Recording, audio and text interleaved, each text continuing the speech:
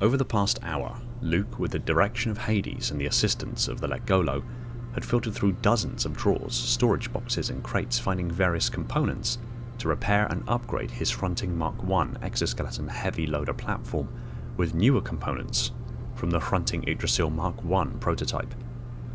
Most of the components were now laid out across the room for final assembly, but in order to assemble the new components, the older ones had to be removed, which is when Hades instructed Luke to simply stand and let the Lekgolo work. Hades had been communicating through the terminal speakers with the Lekgolo in their own language, giving them a variety of instructions and guidance.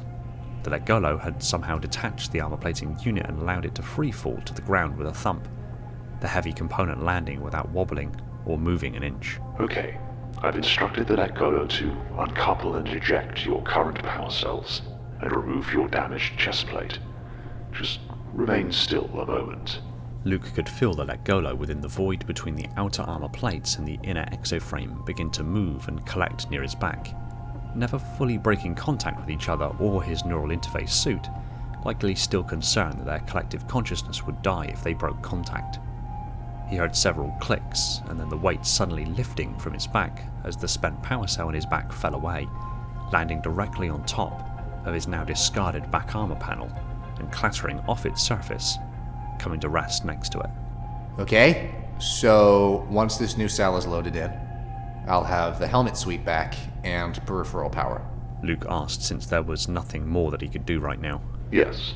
The Lekgolo have been very efficient in threading and weaving the power conduits through the suit and removing the damaged components.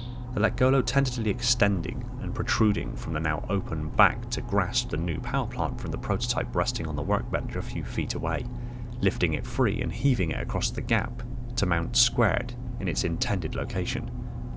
There was a brief wobble through the suit as the power plant was mounted and some clicking as it was fitted. A few moments later he could feel the Lekgolo repositioning.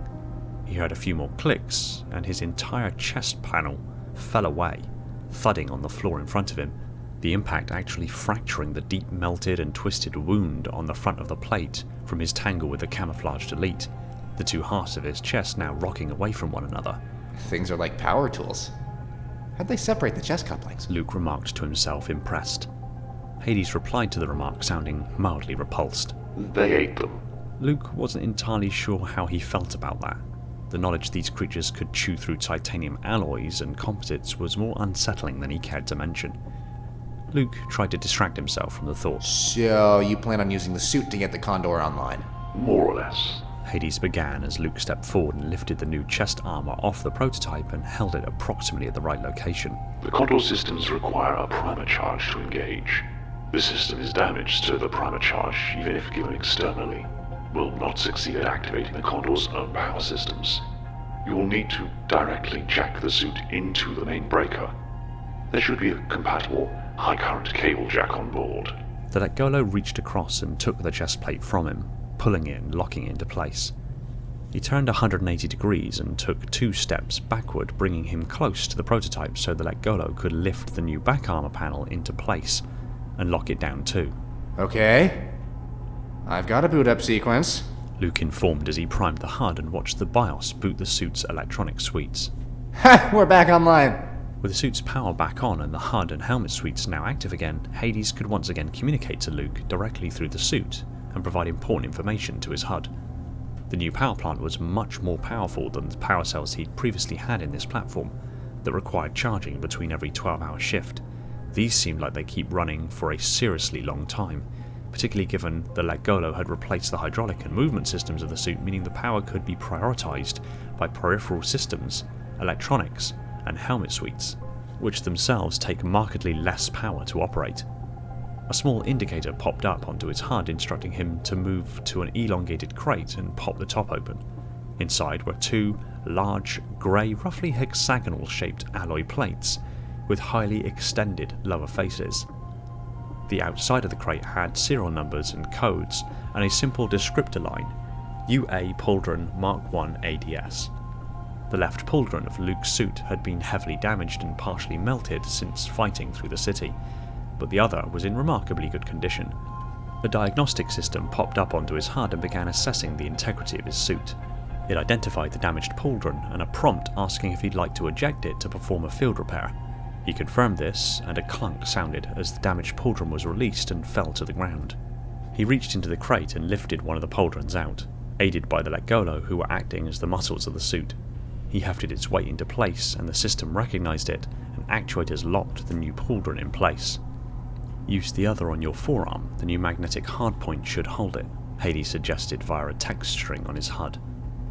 Luke looked at the new matte black panel on his left forearm, lifted the pauldron, balancing it precariously on the edge of the crate and laying it face down, pivoting across its corner. He tilted his arm and brought the magnetic hardpoint close to the pauldron. His arm thumped onto its surface as the connection was made. He lifted his arm up and made note that these two new panels were strikingly lighter than he expected. As if Hades had read his mind, These up-armored panels are a spaced armored titanium composite with a heat refractory coating. They'll provide you with additional protection without necessarily getting too in the way. I can see the obvious motivation behind the shield. Luke tilted his head in approval, noting the similarity now between himself and a Covenant hunter bearing a large shield on one arm. The Lekgolo rumbled and the translator spoke. Shield is useful. You thank us later. Luke smiled to himself from the rather human interaction. Hades' voice spoke in his ear with notable concern. We may have another problem. There are 3 Covenant dropships moving on approach vectors to the Hangar Bay. Your upgrades are all but complete, but given this new problem, you may require a little something extra. A waypoint popped up and he followed it to a bank of secure lockers near the door he had come through. Hades instructed. Activate that secure locker. Enter code 4878920114. The front of the locker clicked open and retracted away as an automated panel moved forward and rotated 180 degrees, revealing a large, roughly cuboid-shaped grey device that looked not unlike his suit's forearm armour, with concealed vents along its side and various serial codes, with a matte black cube-like protrusion with 4 hulls in its front face. Little extra firepower. Hades' voice replied to the reveal with something approaching excitement. The device was obviously a weapon of some sort, but Luke was at a loss. What is this thing? Hades eagerly replied. A prototype weapon. A quad-barreled phased plasma fusil, to be specific. Rather than converting xeon gas to plasma as with Covenant weaponry, requiring both high energy and a reserve of xeon gas, this weapon uses the air itself as the gaseous medium, phase-changing it from gas to plasma inside the body of the weapon itself. It then electromagnetically encapsulates, accelerates, and ejects the plasma rounds from the barrel at high velocity. It fires in a fully automatic firing mode, cycling between each barrel, or can fire a single charged shot, where all 4 barrels fire simultaneously, their projectiles combining in transit and striking with much more kinetic and thermal energy. However, the weapon has to vent and cool down before being ready to fire again, so use it wisely, won't you? Will do. Luke confirmed the obvious question now dawning on him. How the hell do I hold it? Ah, yes. Hades replied, followed by alien speech that Luke now recognized as the Lekgolo's language, emerging from the terminal's speaker. The Lekgolo shifted around and he felt movement, pressure, and clicking in his right elbow as the entire forearm and gauntlet of his suit slipped off, leaving a cuff of metal plating and the exoframe of his right arm just below the elbow exposed, and a few Lekgolo retreating back up into the bicep area. Luke reached out to the weapon and picked it up, turning it over between his bare hand and the armoured glove of his left arm, before noticing an opening in the back of the cuboid section. It was indeed a forearm for his suit. Are you serious? Quite. The weapon integrates directly into the right forearm armor. He reached down inside and found a handle with an obvious trigger. The Lekgolo extended out of the upper arm again, pulling the new components snugly into place. A few clicks sounding as they mated the joint together and attached it to the power conduits inside of the suit, and then resumed their position as the muscles of the suit. Luke took a moment to look at the upgrades. You're literally turning me into one of you, aren't you? The Lekgolo rumbled a reply. We know this. It works. Allow me to run a quick diagnostic of the suit. A series of processes popped into his HUD as Hades reported back the results. Suit hull integrity back to 100%. Intelligent magnetic holsters are functional. New left pauldron is seated correctly, and impromptu up-armoring on left forearm is secured, with the mag hardpoint showing minimal current draw. Electronic systems are all online. Environment interface suit functional. Energy plant operating at 100%, core operating temperature stable. Quad-barreled plasma Fusil mounted soundly and drawing from the high-current conduits. Luke nodded in satisfaction as he caught a reflection of himself in the glass once more. The suit was still the hulking alloy grey armoured exoskeleton he'd grown used to seeing, but now with a more angular chest plate, a much smaller back unit, with 2 intake vents over his shoulders to cool the much more efficient power plant.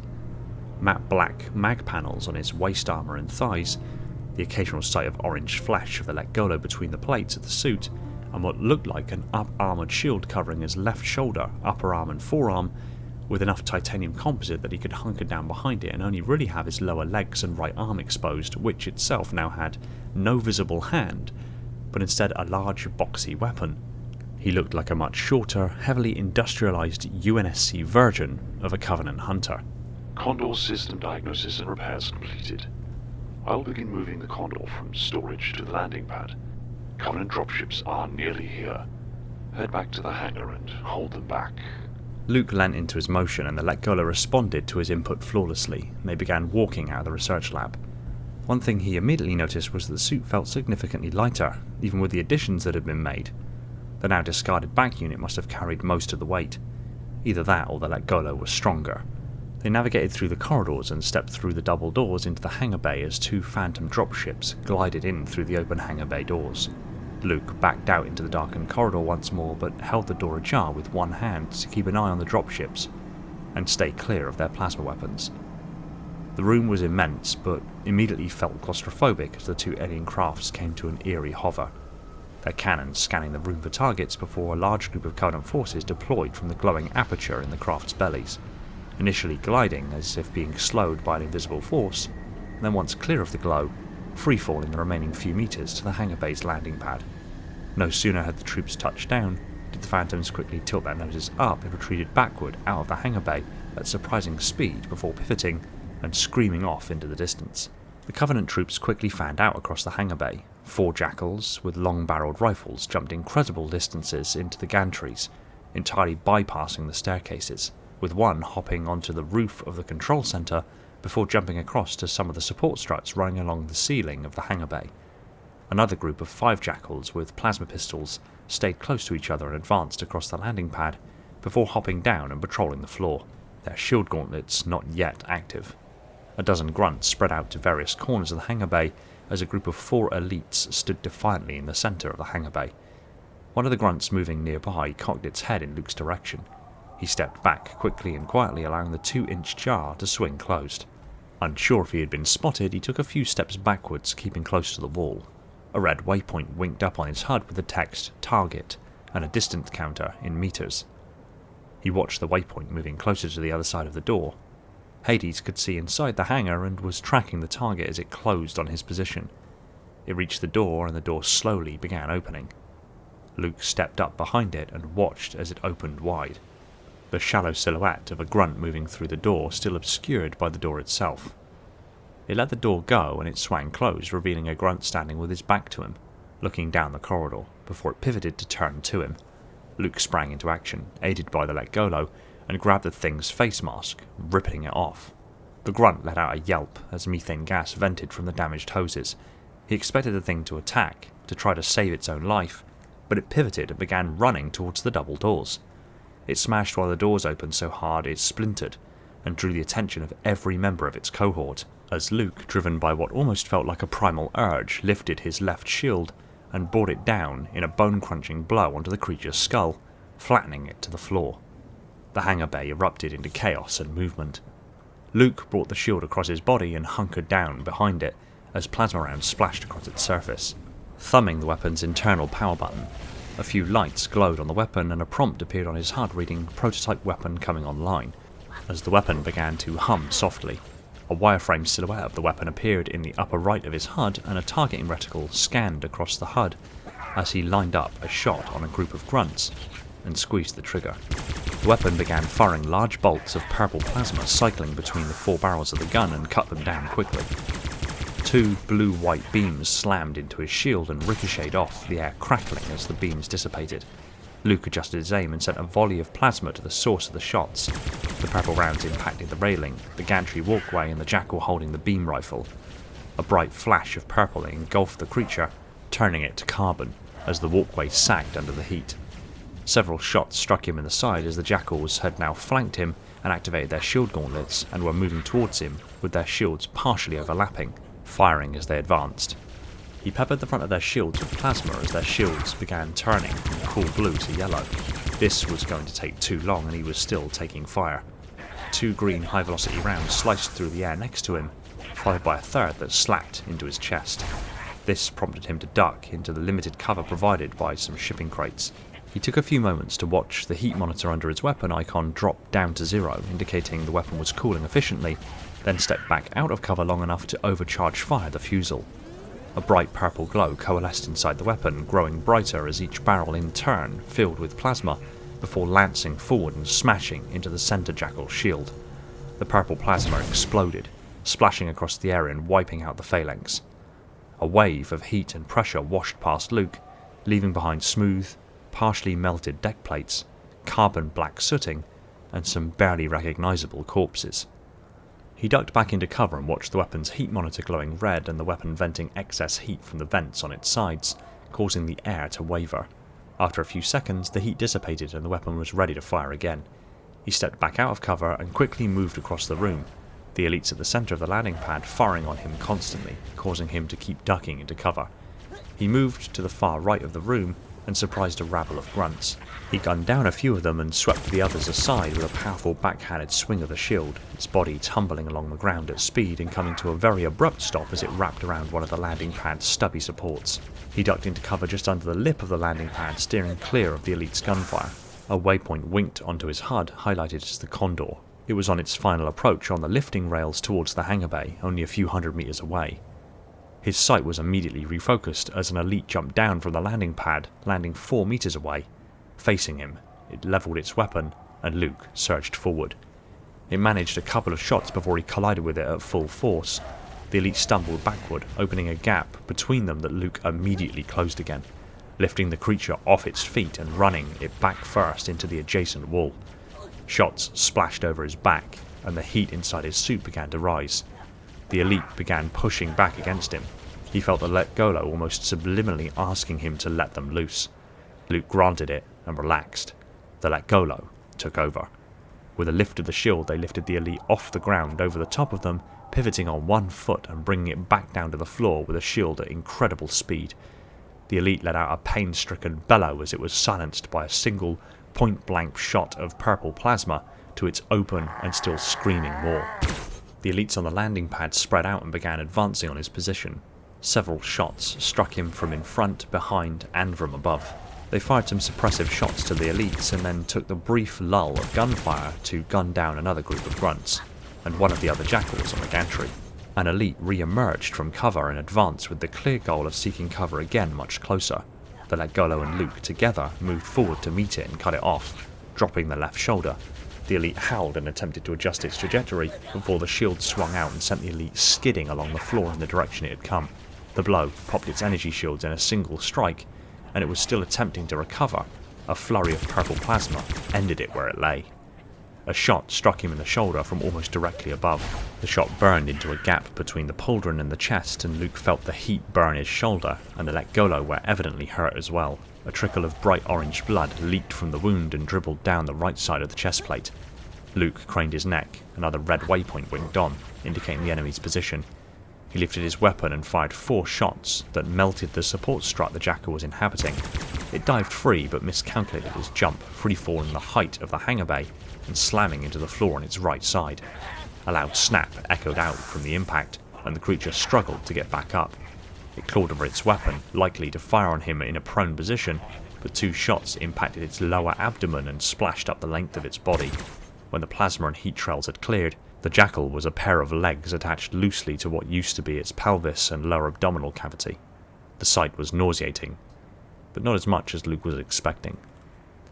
6 more red enemy markers winked onto his HUD.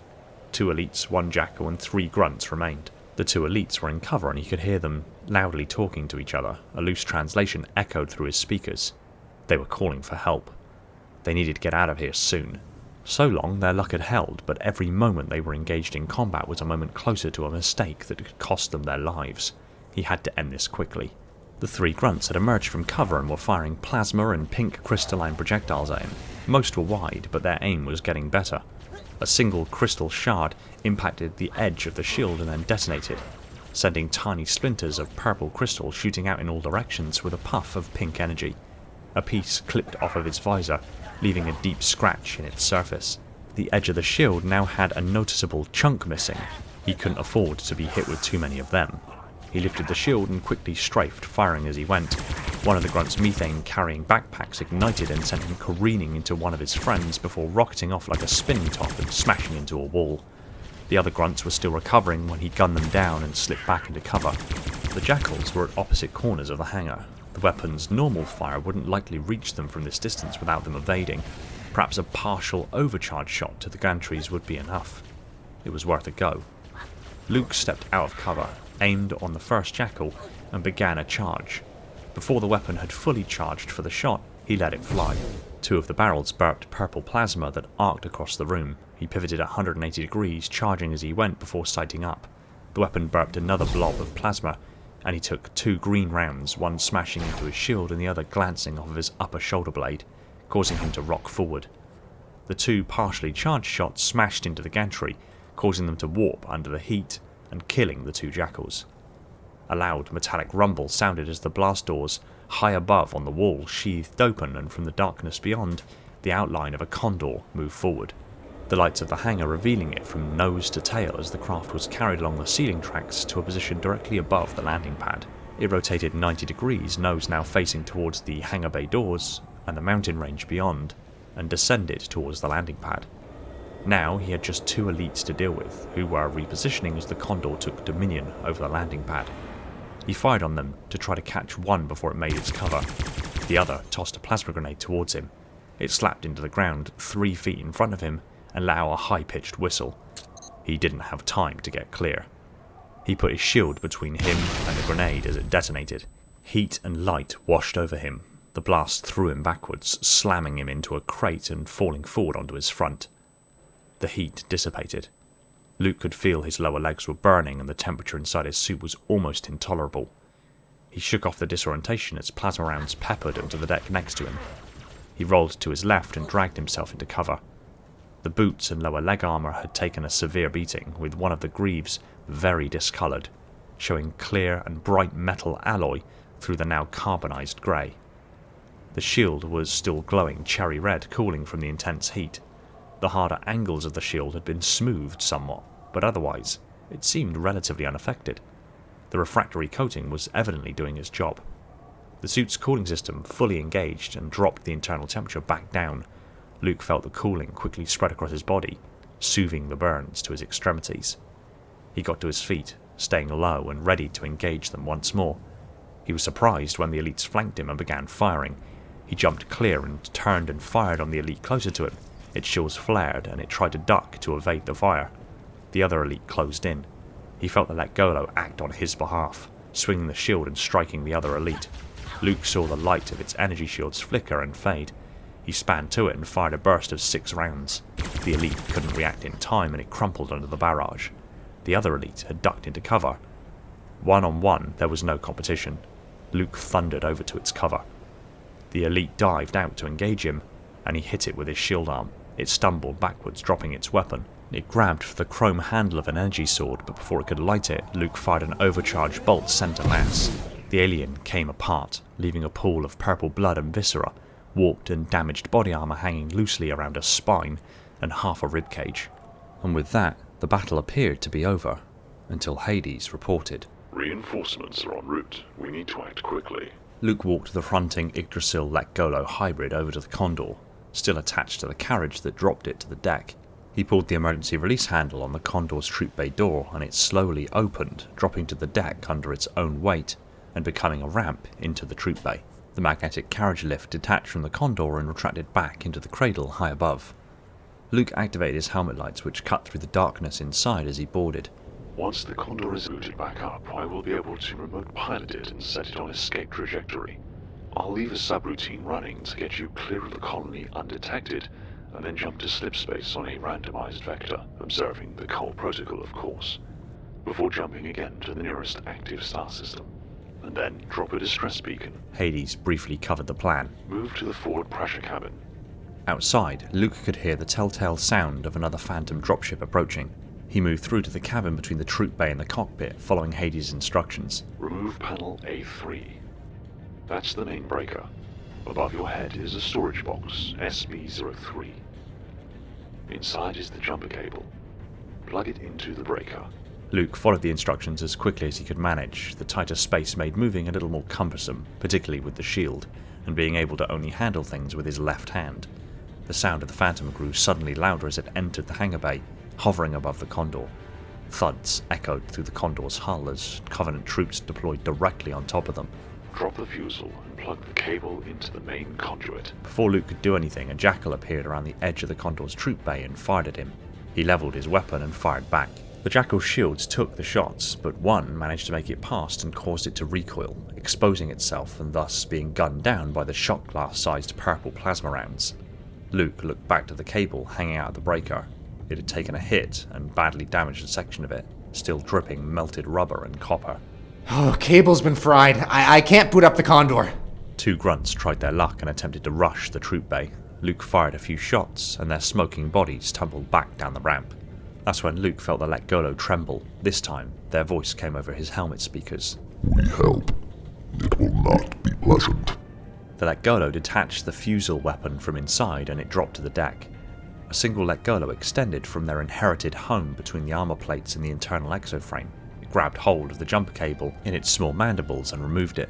The Lekgolo reared back and then forced its mandibles into the breaker's port. A surge of energy flowed through the suit. Luke could feel the Lekgolo reeling as they conducted energy from the power plant directly into the Condor's circuits. His body buzzed with stabbing electrical currents as Hades' voice chimed in over his helmet speakers. Whatever you're doing, it's working, but you'll have to keep connection for a few more seconds. Luke could almost sense the Lekgolo understanding what had been asked, but otherwise unable to reply. Hades finally spoke. Condor booting sequence initiated. Power plant cycling up. The Lekgolo withdrew its mandibles from the breaker. As the lights in the Condor came on, Luke noticed its outer flesh now darkened and cracked in places. It withdrew into the suit, and the others replaced it, helping pick up and secure the weapon once more, just as more Covenant rounded the edge of the troop bay. Luke and the Lekgolo walked out to meet them, firing as they went. There's a Covenant cruiser heading towards the facility. They're likely going to glass it. Hades announced over his helmet speakers. Luke nodded in acknowledgement as the final fell, and as Luke relaxed, an impact smashed into his side, sending him tumbling across the landing pad and slipping off the edge, falling 2 meters to the floor below. He shook off the impact and began getting up as one of the large ape-like brutes appeared at the edge of the landing pad, wearing crimson armor with large tusked helmet, and carrying what looked like a large-bore short-barreled weapon with a massive bayonet. It grinned and turned the weapon to him. It fired as he brought his shield up. The massive round slammed into the shield and detonated like a grenade, forcing him backwards 2 steps. A moment later, another struck, then another. Before he knew it, he was backpedaling, trying desperately to get some distance as the rounds kept coming. He got to cover and the room fell silent. Another target waypoint winked on and showed the target moving towards him. He waited and circled around his cover quietly as he could. He emerged behind it. It span and swung its bayonet at him, cleaving a deep cut into his chest plate. Luke kept close to it, parrying and blocking a series of strikes and slashes as sparks and chips of metal alloy splintered. The brute slipped the tip of the blade between the plates of his abdomen and pressed it forward. The blade cut through some Lekgolo, penetrating deep into the suit and cutting into his abdomen. Luke grunted in pain and then struck the brute in the head with his right forearm. The beast recoiled and then came straight back at him. Luke began charging his weapon, struck it with his shield to create a little distance, which gave the brute the distance to level its weapon. Luke fired first. The air between them thickened. There was a bright flash of white, a wash of heat and pressure, and the hangar fell silent once more. A pair of armoured legs lay on the floor. The upper torso, arms and head were a few meters away, still clutching its weapon. The plasma had struck it at its midsection and explosively vaporized the liquids of its tissues, blowing the beast in half. Another dropship inbound. We'll hold them off. Luke spoke with confidence, but knowing full well he was injured, he just didn't know how bad. Luke quickly climbed the stairs to the control room. Several of the windows had shattered from the combat. He hit one of them out and readied as the Phantom entered the hangar bay. In the distance behind it, the Covenant ship approached, visible through the ash and cloud as a darkened silhouette, glowing along its edges. The Phantom came to a hover above the Condor. The Condor's troop bay door lifted and sealed, likely to keep unwanted guests away from sensitive equipment. The Phantom strafed to the side slightly and two massive figures dropped from underneath. The Phantom pivoted and exited, leaving two hunters standing in the room. They immediately noticed him stood in the control center. Luke leveled his weapon and then froze. On the shield of one was a long gouge, and a still silvery dent adorned the chest of the other. These were the same creatures who fired on his home, who caused its collapse, who killed his mother.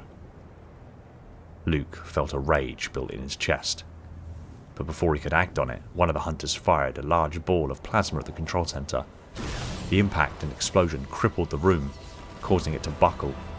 The floor fell out from beneath him, and he found himself falling a dozen meters to the floor. Remembering what it was like the last time he fell this distance, he prepared himself for the worst. The impact came, and the Lekgolo absorbed the impact. He felt his guts drop into his pelvis and rebound back into his chest before settling. He ached a little, but otherwise, he was fine. The Lekgolo had taken the impact substantially better than the exoskeleton systems had. He recovered quickly to see one of the hunters, the one with the dent to the chest plate, advancing on him, hitting crates clear as it approached in a steady, lumbering walk. Luke stood, and the thing grabbed him with its assault cannon arm, lifting him clear off the floor, muzzle of the weapon pressed into his chest. The assault cannon had 4 devices on the front that he had previously thought were muzzle brakes or to assist in firing, but had just discovered they were in fact fingers. The hunter seemed to be inspecting him. He tried to struggle free, but realized the Lekgolo were not responding to him. The hunter rumbled, bobbing its head from side to side, seemingly gazing inside of the suit with its impassive green glowing eyes. Its head extended further from its body, coming in closer to Luke, gazing between the armor plates of the suit and spying others of its kind inside. He almost felt a phrase pop up into his head. Be still. Luke realized in this moment that it was one thing him and the Lekgolo fighting against Covenant troops who were shooting at them, but it was another thing entirely, encountering members of its own kind. The Lekgolo seemed to not really react that much to the hunter's presence, having no idea if this was a good or bad sign.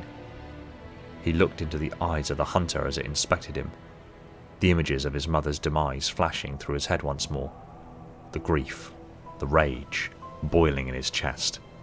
Luke closed his eyes, trying to banish the graphic images, the fabrications of his imagination, the fear, the doubt, the grief, and in the noise of his thoughts, a sudden silence emerged, and his mum's voice cut through the darkness. You're gonna do amazing things. I love you. Luke felt the words hit home. He felt lightning fire down his spine and pool in his chest. The Lekgolo flexed in reply, and in a moment so fast he would have missed it if he weren't connected to it. His right arm blurred into motion, shoved the black barrel of his weapon into the collar of the hunter's chest plate, and fired an overcharged shot. The sound was muffled, the flash suppressed. The hunter collapsed, and its armor fell apart, as the Lekgolo were either destroyed or ejected from the hunter, dropping him to the ground in the process. The Bond brother bellowed a war cry and began firing his assault cannon in rapid-fire configuration, its eyes blazing a brighter green than he'd ever seen them. Luke recovered as quickly as he could. It brought its shield, still bearing the deep gouge across its chest, and swung. The shield made contact, sending him flying across the room and smashing into the deck. The hunter fired its cannon in a long stream that Luke only just managed to scramble clear of as the plasma melted the deck plates he was just laying on. The hunter continued unfazed, smashing crates and debris from the control center aside. He stepped out of cover and fired on the hunter. Purple plasma splashed across the massive shield and cobalt armor, but it continued closing the gap.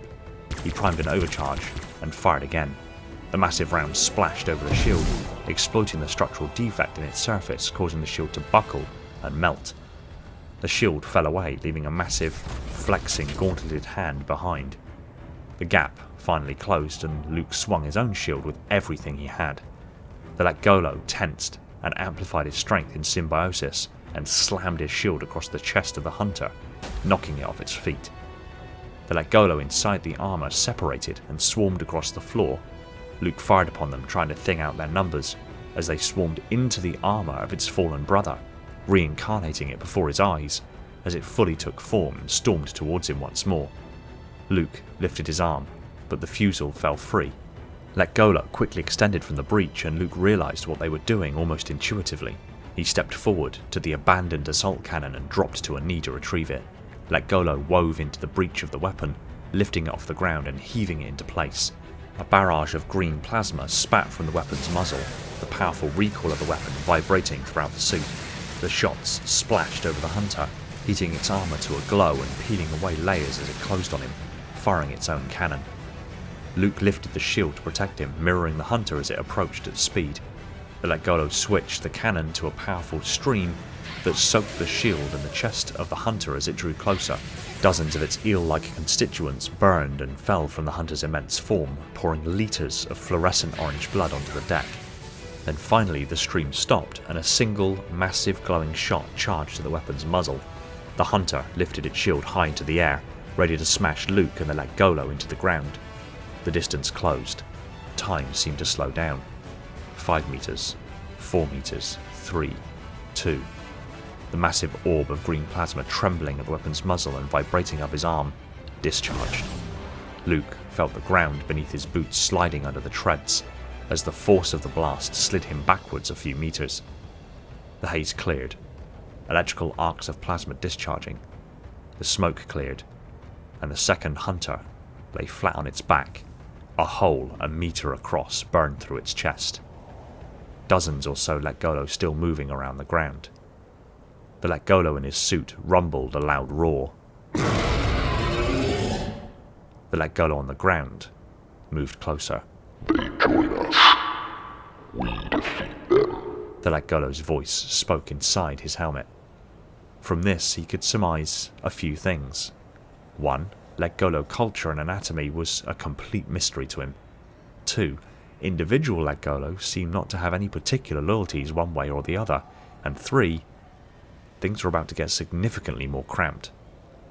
After all that had happened, all the times the Lekgolo could have killed him, betrayed him, or simply taken control and puppeted him around, but every time they chose not to instead cooperate, to work together, and after all of that, he actually trusted them, more than he trusted members of his own species. We subsume. They become. Luke voiced a simple, permissive word. Okay. The Lekgolo on the ground moved closer and found the gaps between the armor plates and moved to join the colony. Luke could feel them adjusting and interacting, almost buzzing with activity as new members assimilated and became part of the whole. Then the colony settled down, and instead, he felt their calm pressure. At that moment, what sounded like an explosion from above boomed out in all directions but didn't dissipate. The room shook, and dust began raining down from above, seeping from between the cracks of the ceiling panels. The ambient heat in the area began climbing. They must be glassing the mountain, trying to get to the facility. They ran to the Condor as a panel fell loose from the ceiling, pulling sections of support struts down with them. A shower of debris fell on the floor next to the Condor. Hades, we're at the ship. The Condor's troop bay doors began to open. Luke risked a look to the ceiling above and could see the rough-hewn rock face above cracking and splintering. Rocks and boulders shaken free and shattering upon impact to the ground. A massive chunk fell free and completely obliterated the remains of the control center, now a mass of twisted metal, glass and rock, blocking the only entrance to the room that wasn't the hangar bay door. A section of rock above the Condor began glowing, and between the cracks that were forming, molten rock began to drip. A section cracked open wider, and a stream of magma fell towards the deck. The troop bay door dropped open enough to step inside. Luke watched as the magma pooled on the landing pad and began flowing over the side. Close the door! Close the door! The The door eased closed and he span to walk to the cramped cockpit. The ship suddenly lurched and rocked over. The landing pad had weakened and failed under the weight and heat of the lava now free-flowing into the hangar bay. Luke regained his footing and made the last few steps to the cockpit door that slid open as he approached. Inside he found 2 tandem chairs. Please engage the autopilot. It's the switch on the center console 4 rows down and 3 right of the pilot's chair. Luke looked over the panel following his direction and engaged the autopilot. There, done. Now what? A holotank next to the pilot chair turned on and Hades' avatar appeared. Hold on. The Condor's engine cycled up. Dozens of settings and codes played across the screens in the cockpit. After a few moments, the Condor's engines throttled and it lifted off of the landing pad, immediately correcting for its uneven liftoff and began easing forward. You may want to take a seat. Luke nodded and climbed into a co-pilot chair, which had only just enough room to seat him. The ship cleared the hangar bay doors and immediately angled nose down and began gaining speed as it cruised down the side of the mountain, sometimes within feet of the craggy surface. Our ascent is going to have to be rather rapid. What? Why? Luke asked as the ground below grew closer alarmingly fast. Hades suddenly brought the Condor's nose up, forcing Luke down into the seat before lifting its nose and pointing directly skyward, pushing the thrusters to max. The G-forces pressing him into his seat shifted to his back as the ship continued to accelerate. The call protocol has to be observed. I must destroy my databanks. Covenant forces have made their way inside. We cannot allow enemy forces to gain access to information that may lead them to other colonies. How are you going to do that? Hades' hologram began becoming distorted and his speech partially fractured. Outside the cockpit, the ash and cloud gave way to a crisp blue sky, which rapidly began to darken. A comm channel snapped open in his helmet. I have repositioned the orbital defense platform, Heracles. I will fire a single Mach round at the data cluster. It would ensure the cull protocol is observed. Wait! What happens to you?